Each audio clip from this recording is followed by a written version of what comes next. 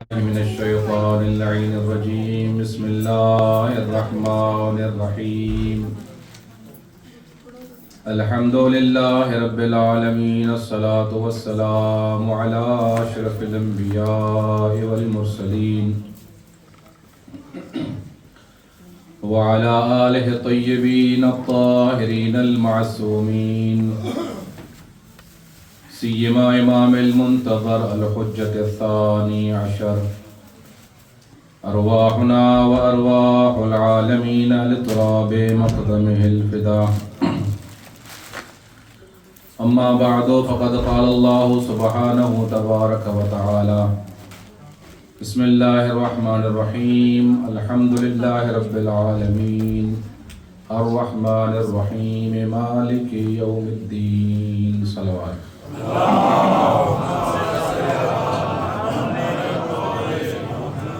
آئیے مل کے امام زمانہ کی دعائیں فرض تلاوت کرتے ہیں. اللهم صل على محمد وآل محمد.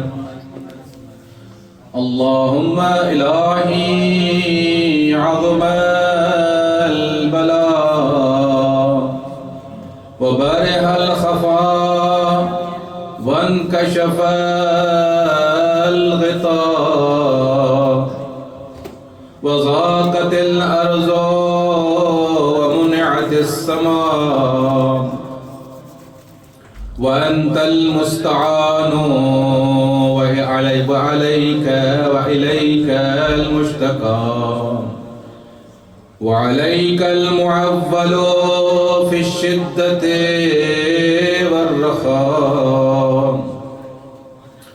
اللهم صل على محمد وآل محمد أولي الأمر الذين فرضت علينا طاعتهم وعرفتنا بذلك منزلتهم، ففرج عنا بحقهم فرجا عاجلا قريبا كلمح البصر أو هو أقرب. صاحب کی رہیں یا محمد یا علی یا علی یا محمد اکفیانی فإنكما كافيان وانصراني فإنكما ناصران.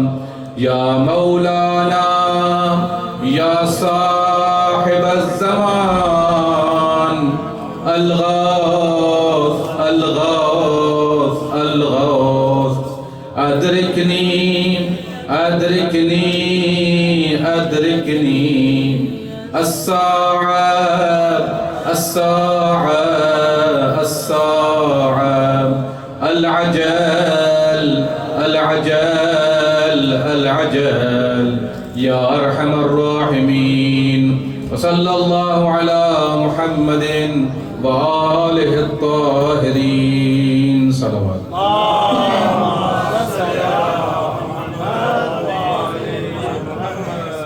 مجلس کی قبولیت کے لیے بآواز بلند صلوات پڑھیں.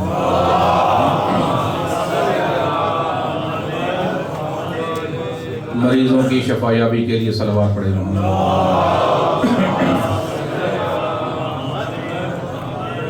مومنین کی حاجت روائی کے لیے صلوات پڑھیں. محمد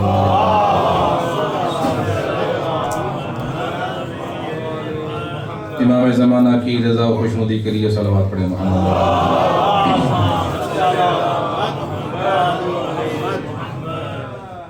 آپ حضرات سے گزارش ہے کہ ایک مرتبہ سورہ الحم، 3 مرتبہ سورہ اخلاص پڑھ کے اپنے مرحومین کے لیے اور بانیان کے جو مرحومین ہیں، مرحوم صادق علی، مرحومہ سیما بیوی اور جتنے بھی مختار علی صاحب کے مرحومین ہیں، ان سب کے لیے تلاوت فرمائیں.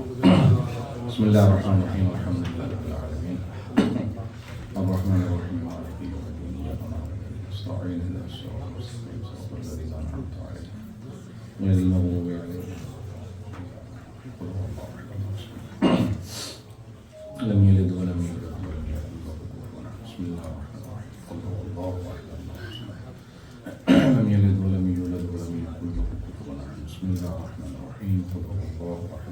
الصمد لم یلد ولم یولد ولم یکن لہ کفوا احد۔ پروردگار ان صورتوں کا ثواب، مجلس کا ثواب، افطاری کا ثواب مختار صاحب کے اتنے مرحومین ہیں جن کے نام لیے گئے بالخصوص، اللہ تعالیٰ ان کے روح کو اصال فرما، ان کے درجات بلند فرما، ان کو محمد و آل محمد کی شفاعت نصیب فرما، اور مختار علی صاحب کے رزق روزی برکت عطا فرما، ان کی جو مشکلات پریشانیاں دور فرما، جو بھی حاجات شرعیہ پوری فرما۔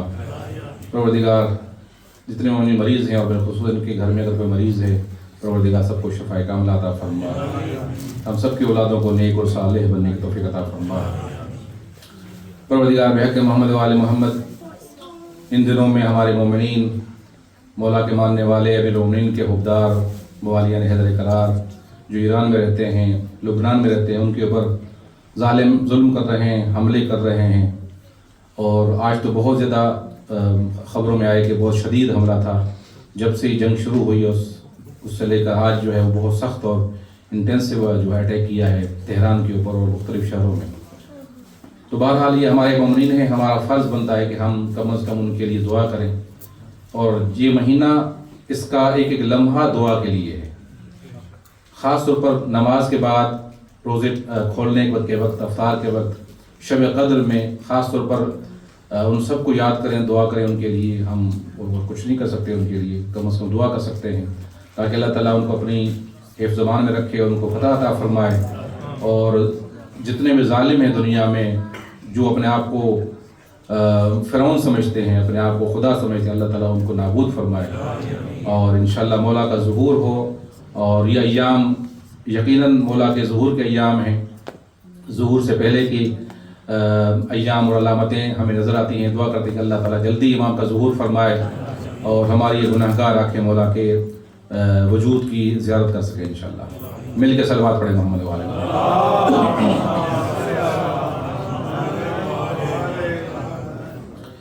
ایک سوال کیا گیا ہے، میں چاہتا ہوں کہ اس کا جواب عرض کروں، اس کے بعد چند آرائز مختصر عرض کروں گا۔ انشاءاللہ آج ماتم بھی ہوگا، میں کوشش کروں گا کہ مختصر کروں۔ صلوات پڑھیں محمد و آل محمد۔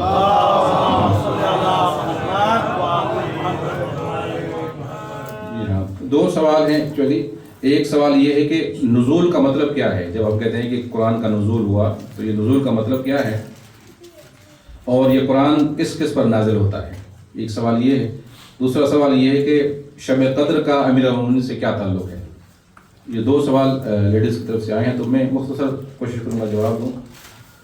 نزول کا مطلب یہ ہے کہ کوئی چیز اوپر سے نیچے آئے۔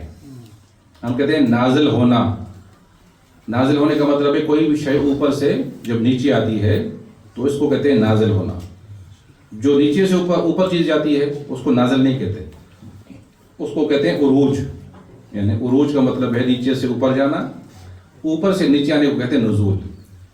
کیونکہ قرآن مجید اللہ کی طرف سے نازل ہوا ہے، لہٰذا ہم کہتے ہیں کہ قرآن نازل ہوا۔ دعا بھی جو آپ پڑھتے ہیں ہر نماز کے بعد ماہ رمضان میں، یا علی یا عظیم، اس میں بھی یہی ذکر ہے کہ ہم عرض کرتے ہیں خدا کی بارگاہ میں کہ پروردگار یہ وہ مہینہ ہے کہ جس میں تم نے قرآن کو نازل کیا۔ تو قرآن نازل ہوا ہے اللہ کی طرف سے۔ اللہ کا کوئی مکان نہیں ہے، کوئی اللہ کسی جگہ پر ہو۔ بس ہم عام طور پر یہ سمجھتے ہیں کہ اللہ اوپر ہے۔ یہ بھی کہنا غلط ہے اللہ کے لیے کہ ہم کہیں کہ اللہ اوپر ہے۔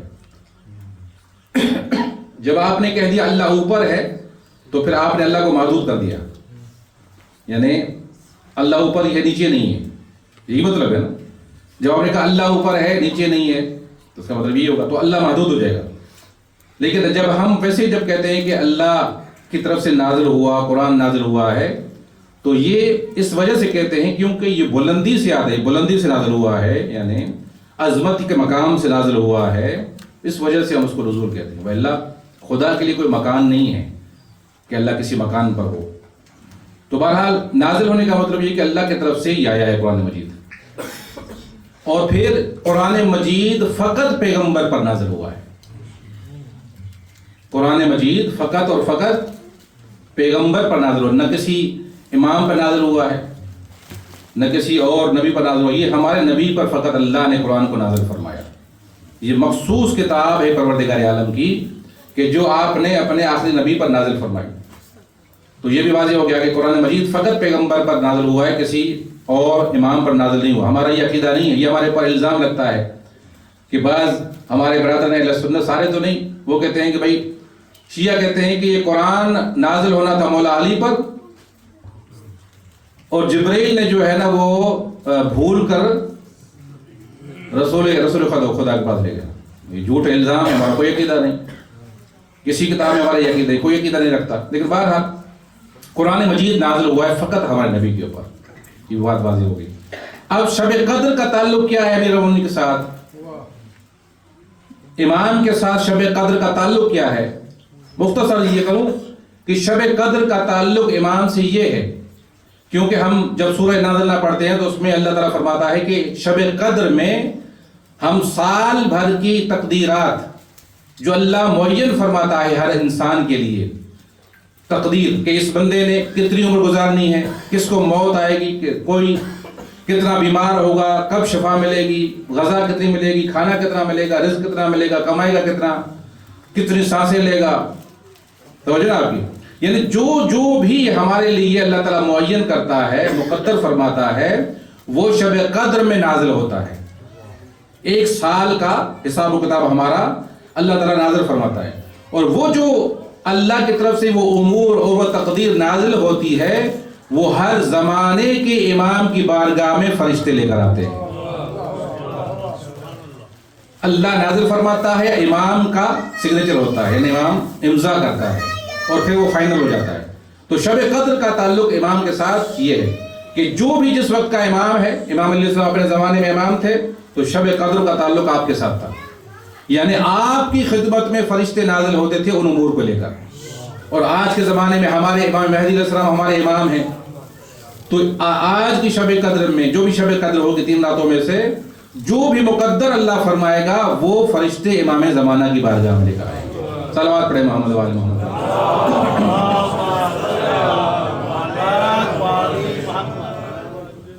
تو پروردگار عالم نے قرآن اور اہل بیت کو ہر جگہ پر جوڑ کے رکھا ہے. جہاں قرآن ہوگا وہاں اہل بیت ہو، جہاں اہل بیت کا تذکرہ ہوگا وہاں قرآن کا تذکرہ ہوگا، جہاں قرآن ہوگا وہاں اہل بیت ہوگا. یعنی ان دونوں کو اللہ تعالیٰ نے ساتھ میں رکھا ہے، کسی بھی موقع پر جدا نہیں کیا. کسی بھی مرحلے پر اللہ تعالیٰ نے ان دونوں کو رکھا ہے ساتھ. کیوں کہ ان دونوں میں شباہتیں ہیں، دونوں کے اندر ایک مشابہتیں ہیں، دونوں میں سملرٹیز ہیں. یعنی اگر قرآن کو سمجھنا ہو تو اہل بیت کے کردار کو دیکھو، اگر اہل بیت کے کردار کو تولنا ہو تو قرآن کے ترازو پر تولو.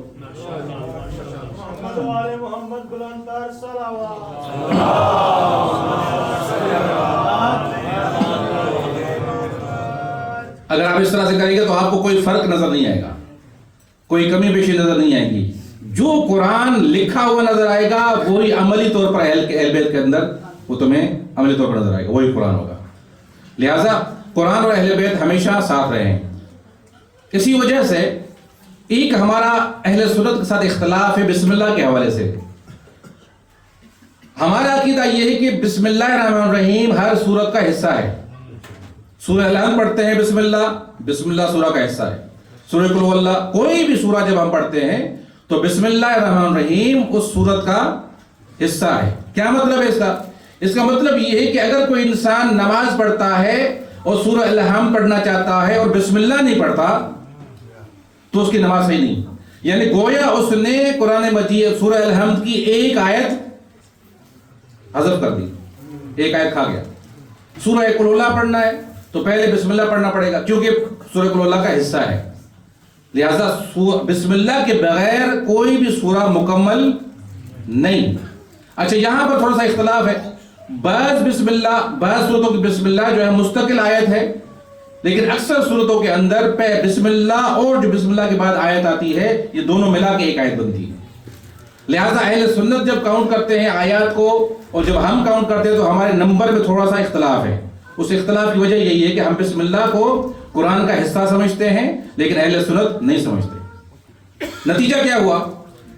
نتیجہ یہ ہوا کہ ایک اعتراض کیا ہے خود اہل سنت کے عالم نے. فخر الدین رازی بہت بڑے مفسر ہیں، فخر الدین رازی ان کی بہت بڑی تفسیر مشہور ہے.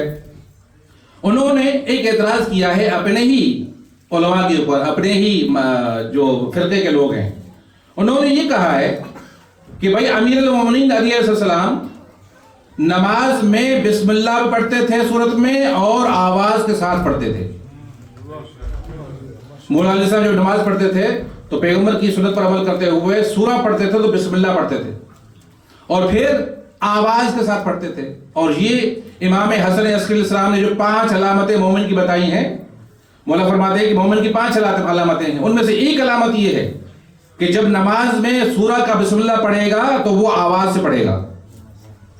ظہر اور عصر کے اندر ہمیں حکم ہے کہ آپ آہستہ سے تلاوت کریں، علامت بھی آہستہ سے پڑھو پہلی اور دوسری رکعت میں، اور قل اللہ بھی آہستہ پڑھو۔ لیکن ماشاءاللہ آپ تو ساری نمازیں آہستہ پڑھتے ہیں، ہے نا؟ فجر کی نماز، ظہر، مغرب کی نماز اور عشاء کی نماز، یہ 3 نمازیں آواز سے پڑھنے والی ہیں، یعنی الحمد اور قل اللہ آواز سے پڑھو۔ ظہر و عصر کو کہا گیا ہے کہ تم آہستہ سے پڑھو، لیکن ہمارے مومن ماشاءاللہ ساری نمازیں آہستہ پڑھتے ہیں۔ ہاں آپ دیکھیں، یہ آپ پڑھتے ہیں، مجھے پتا ہے، میں دیکھتا ہوں جن کو مسئلے کا پتہ ہے وہ بھی آہستہ پڑھتے ہیں۔ اگر کوئی جان بوجھ کر اس طرح سے پڑھے گا نماز باطل ہے اس کی۔ ہاں جی، فجر کی نماز، مغرب کی نماز اور عشاء کی نماز پہلی دوسری رکعت میں الحمد قل اللہ آواز سے پڑھنا ہے۔ آپ سمجھتے ہیں کہ مولانا کو فقط آواز سے پڑھنا ہوتا ہے۔ مولانا بھائی آپ کی وجہ سے نہیں پڑھتا، جماعت کی وجہ سے نہیں پڑھتا، وہ اس لیے پڑھتا ہے کہ یہ واجب ہے پڑھنا۔ تو یہ مسئلہ آ گیا تو میں نے عرض کیا۔ تو وہ کہتے ہیں کہ امیر المومنین جب نماز پڑھتے تھے تو بسم اللہ کو آواز کے ساتھ پڑھتے تھے۔ اور امام حسن عسکری علیہ السلام نے فرمایا کہ ظہر عصر کی پہلی دوسرا رکعت میں الحمدللہ آہستہ پڑھنے کا حکم ہے، لیکن اس کے باوجود بسم اللہ کے لیے کہا گیا ہے کہ یہ آواز سے پڑھو، یہ شیعوں کی علامت ہے، یہ شیعوں کی علامت ہے۔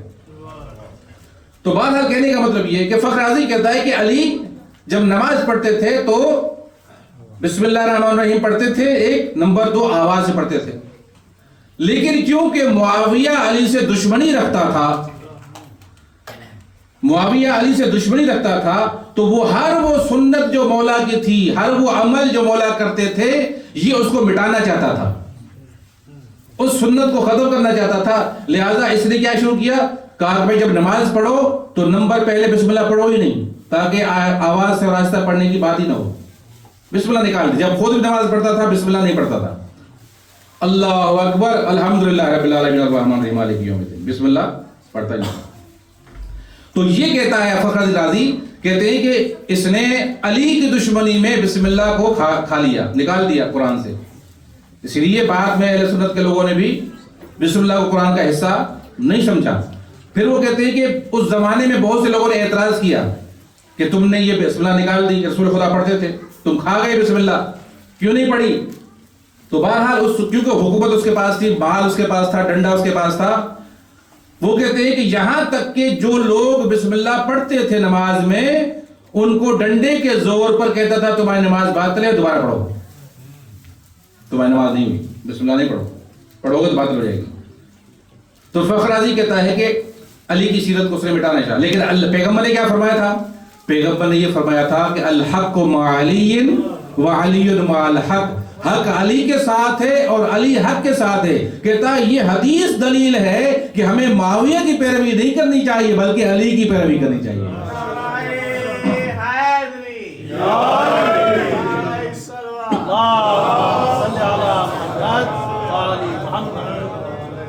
توجہ آپ کی۔ تو یہ بسم اللہ الرحمن الرحیم کی اہمیت ہے، کیونکہ بسم اللہ نہیں پڑھیں گے تو سورہ مکمل نہیں ہوگا۔ تو بسم اللہ کی برکت ہے۔ اچھا، جب ہم بسم اللہ پڑھتے ہیں تو اس کا معنی میں عرض کروں آپ کی خدمت میں، دو چیزیں، ابھی کیونکہ وقت نہیں، میں واقعات کچھ بیان کرنے تھے لیکن ٹائم نہیں ہے، فقط یہ نقطہ عرض کروں گا، اس کے بعد آپ کی زحمت تمام۔ کل میں نے عرض کیا تھا کہ ائمہ پیغمبر کی طرف سے یہ حکم ہے کہ جب بھی کوئی کام کرو تو پہلے بسم اللہ پڑھو، پہلے طرح سے ہر کام کا آغاز بسم اللہ سے، ہر کام کا، ہر عمل کا، ہر بات کا آغاز بسم اللہ سے کرنا چاہیے، تو پھر اس میں برکت ہوتی ہے۔ لیکن اس کا فلسفہ کیا ہے کہ ہر کام میں بسم اللہ پڑھنی چاہیے، اس کا راز کیا اصل میں؟ برکت تو اپنے مقام پر، آپ بسم اللہ پڑھیں گے آپ کے کام برکت ہوگی، کام جو شروع کریں گے وہ ختم ہوگا، یہ اپنے مقام پر، لیکن اصل جو اس کا فلسفہ وہ کیا ہے وہ عرض کرنا چاہتا ہوں. صلوات پڑھے محمد والے محمد.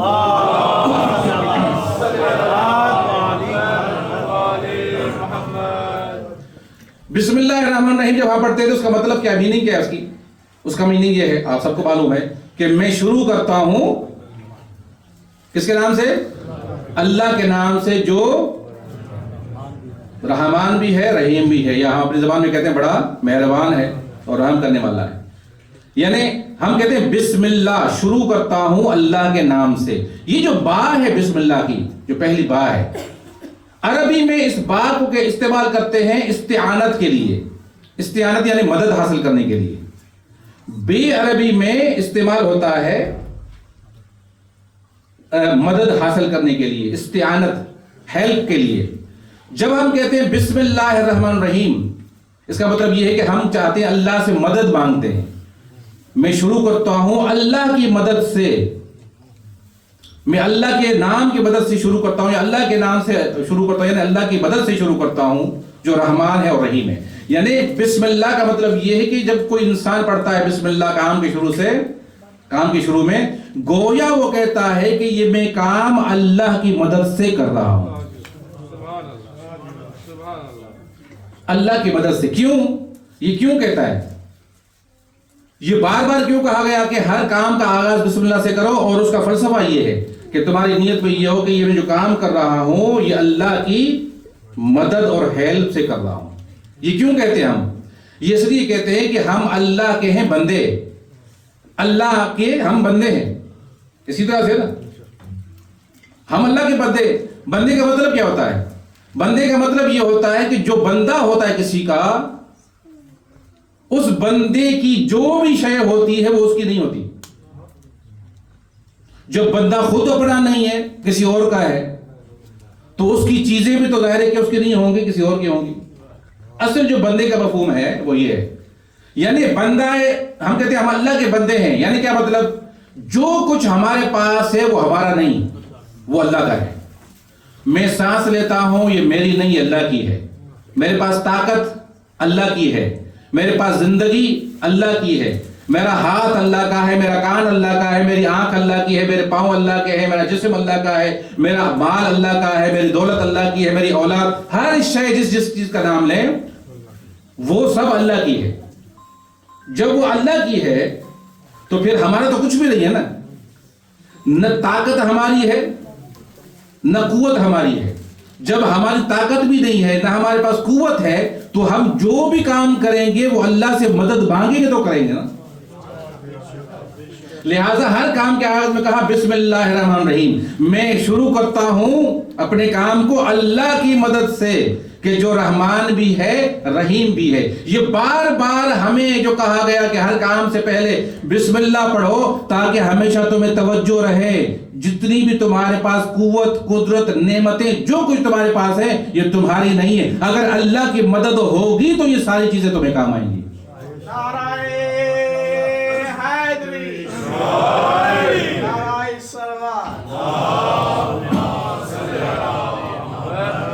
اور جس نے یہ سمجھ لیا کہ فلاں چیز میری ہے، یہ طاقت میری ہے، یہ قدرت میری ہے، یہ پیسہ میرا ہے، یہ میں نے کیا ہے، یہ میں نے کیا ہے، وہ فلاں کام میں نے کیا ہے، جب میں آ جائے گی اور میرا اس میں آ جائے گا تو پھر گویا وہ اپنے آپ کو کچھ سمجھتا ہے، یعنی اپنے آپ کو بھی کچھ سمجھتا خدا کے مقابلے میں.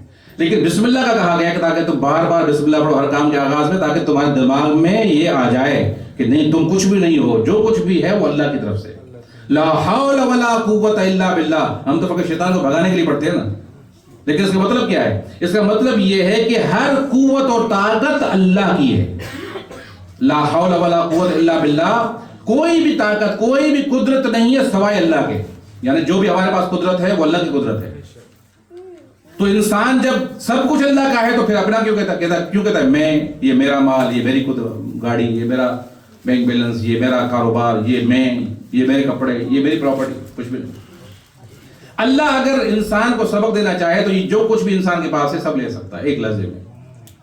ایک آذربائیجان کا تاجر تھا، مختلف شہروں میں جاتا تھا تجارت کے لیے. کہتا ہے ایک مرتبہ میں گیا، وہاں کسی جگہ پہ گیا تو وہاں ایک بوڑھا شخص تھا، قبیلے کا बुजुर्ग था, उससे मुलाकात हुई, नाबीना था। सलाम के बाद जो गुफ्तगू हुई, तो गुफ्तगू के बाद जो है वो मैंने पूछा, हाल हाल पूछा उसका कि भाई तुम्हारे क्या हुआ, कैसे नाबीना बन गए। तो उसने अपना वाकया सुनाया। कहा कि एक जमाना था कि जब मेरी आंखें भी थी, मैं देखता भी था बिल्कुल सही साले जैसे आम इंसान होता है, और मेरे पास इतना माल था, इतनी दौलत थी कि जिसका हिसाब नहीं था। एक में वादी में रहता था, पहाड़ के दामन में बहुत बड़ी वादी थी, वहां पर खेत, भेड़ बकरियां, जानवर, इतनी ज्यादा तादाद थी कि जिसका कोई हिसाब नहीं। और मेरे अजीज रिश्तेदार, बहुत कुछ मेरे पास था। मैं अपने रिश्तेदारों के साथ जिंदगी बसर करता था। एक मर्तबा मैं अपने पोते के साथ, जो मेरा पोता बहुत ही मुझे प्यारा था, मैं उस पोते के साथ टहल रहा था अपने उस क्या कहते हैं जो खेत था, जो भी उनकी प्रॉपर्टी थी, वहां मैं घूम रहा था उसको लेकर। और पहाड़ का बहुत बड़ा पहाड़ था, उसके दामन की तरफ में जा रहा था, उसके करीब जा रहा था। तो मैंने अपने पोते से कहा, मैंने कहा कि मेरे पास इतनी दौलत है, इतना माल है, इतना कुछ है, अगर अल्लाह मुझे फकीर बनाना चाहे ना तो अल्लाह को कई साल लग जाएंगे। तो थी क्या हमने, यानी इतना मेरे पास माल है, इतना ये देख रहे हो कितने हैवानात हैं, भेड़ बकरियां, पता नहीं क्या खेत, अजीज रिश्तेदार, घर बने हुए उसके। कहा कि अल्लाह अगर मुझे नादार, फकीर, बदबख्त भी करना चाहे ना, अल्लाह को टाइम लगेगा, कई साल लग जाएंगे अल्लाह ताला को। यानी उसको ये था कि ये सब कुछ मेरा है और मैं हूं, मेरे पास ताकत है, कुदरत है, ये घमंड था उसको।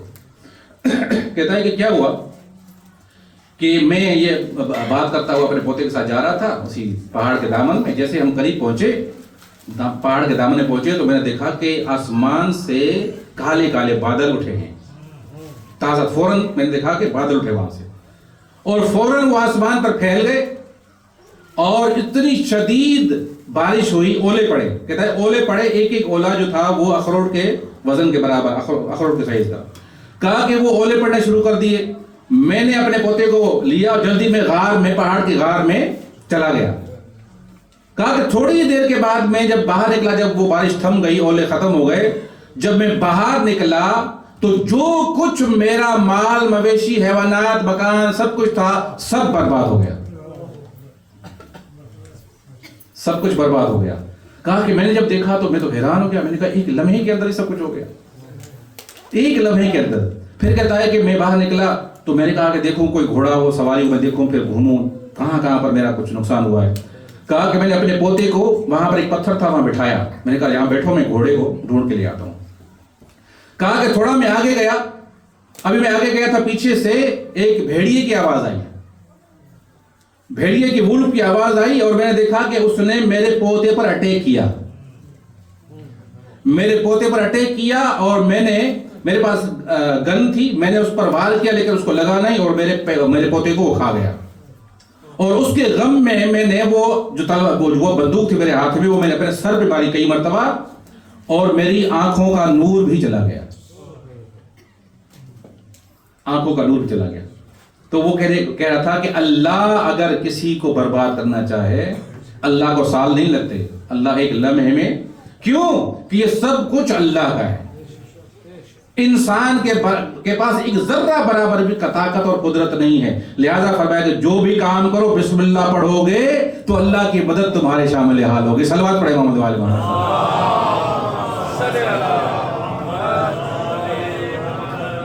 कायनात में अल्लाह ने सबसे ज्यादा अगर किसी जात को अता किया है, नेमतें दी है, कुदरत दी है, कमाल दिया है, फजीलत दी है, वो अहले बैत अलैहिस्सलाम है।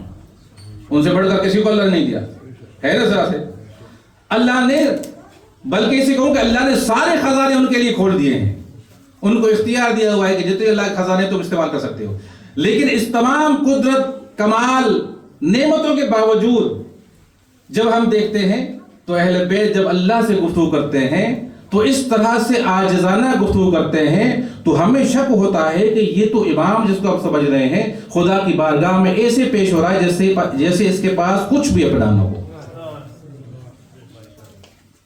रसूल खुदा की बात को देखें, अमीर होने की बात को देखें, इस तरह से खुदा की बारगाह में एक जलील बंदे की तरह हाजिर होते थे, गोया وہ محسوس کرتے تھے، ان کو معلوم تھا کہ ہمارا کچھ بھی نہیں، جو بھی ہے ہمارا وہ اللہ کا دیا ہوا ہے۔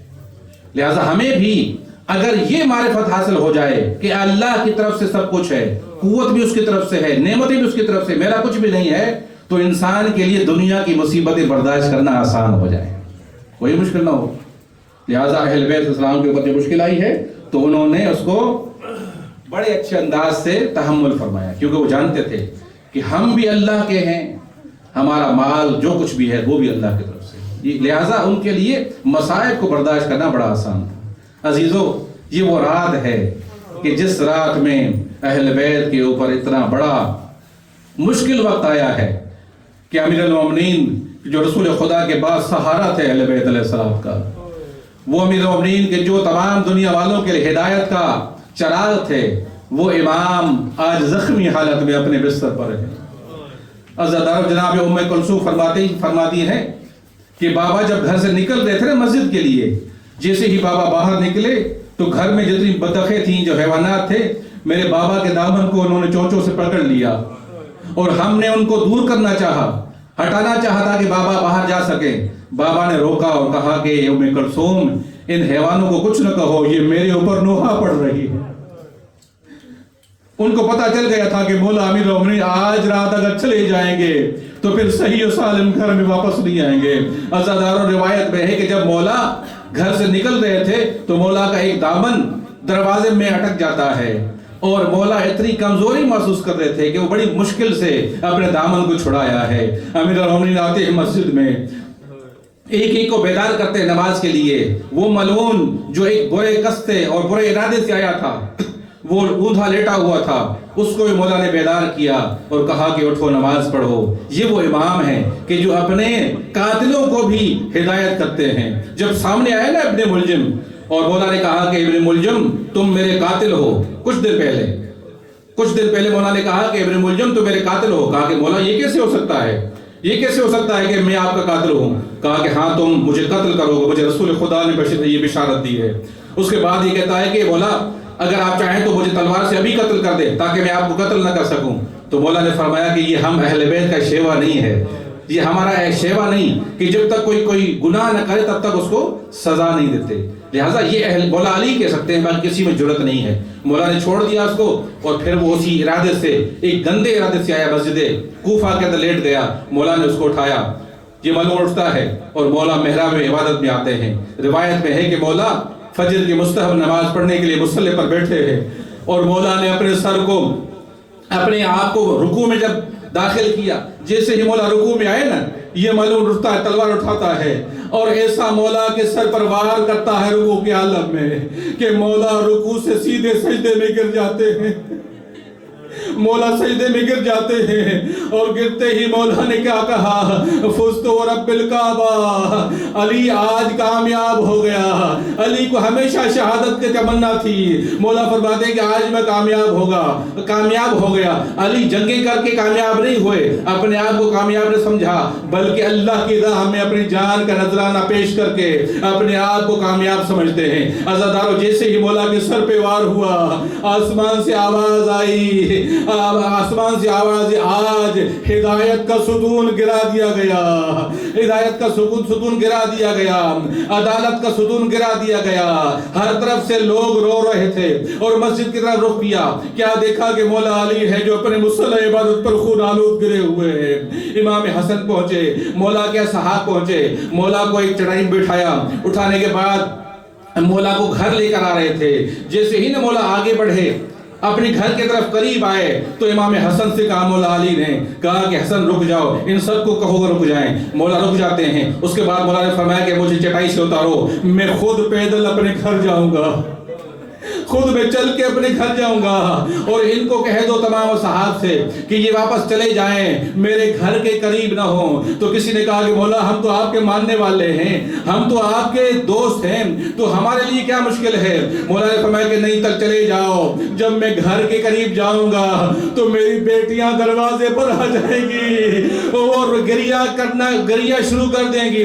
میں نہیں چاہتا کہ میری بیٹیوں کی آواز تمہارے کانوں پر پڑے ہے تو میں عرض کروں گا کہ آقا یہی کوفہ ہوگا، یہی آپ کی بیٹی زینب ہوگی، یہی آپ کی بیٹی ام کلثوم ہوگی، یہی آپ کی بیٹیاں ہوں گی جو اس کوفے کی بازار سے گزریں گی، لوگ ان کے سروں کو دیکھیں گے، ان کے سر پر چادر نہیں ہوگی، عزاداروں سارے چلے جاتے ہیں اور مولا خود اپنے قدموں پہ چل کے جا رہے ہیں۔ مولا نے کہا کہ ایسا نہ ہو کہ اگر تم مجھے اٹھا کے لے گئے گھر میں تو میری بیٹیاں برداشت نہ کر سکیں گی، تو میں کہوں گا کہ مولا آپ کو بڑا خیال تھا جناب زینب کا، آپ کے سر پر فقط ایک زخم تھا، آپ کے سر پر فقط ایک بار ہوا تھا، آپ سمجھ رہے تھے کہ مجھے دیکھے گی زینب برداشت نہیں کر سکے گی، لیکن ہائے زینب کربلا میں جب حسین آخری ودا کرنے کے لیے آئے